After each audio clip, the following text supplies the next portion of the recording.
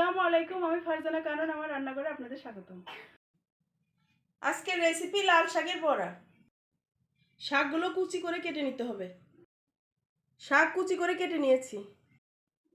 বেসন দিয়ে দেবো, 1 চামচ কর্নফ্লাওয়ার দিয়ে দেবো, রসুন বাটা দিয়ে দেবো, কাঁচামরিচ পেঁয়াজ কুচি দিয়ে দেবো, হলুদের গুঁড়া দিয়ে দেবো, মরিচের গুঁড়া দিয়ে দেবো, পরিমাণ মতো লবণ দিয়ে দেবো, কুচি করা শাক দিয়ে দেবো। ভালো করে মিশিয়ে নিতে হবে। এখানে পানি ব্যবহার করা যাবে না। মাখানো হয়ে গেছে, এখন বড়াগুলো বানিয়ে নেব। তেল গরম করে নিয়েছি, এখন বড়াগুলো বানিয়ে নেব।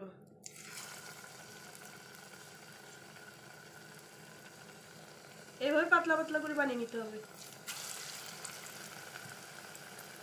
শাকগুলো ভালোভাবে ক্রিস্পি হবে।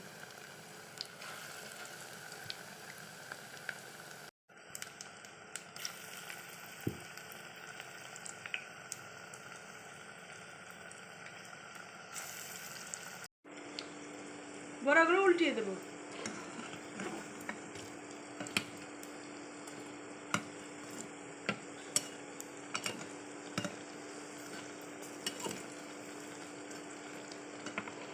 বড়াগুলো ভাজা হয়ে গেছে, তুলে নেব।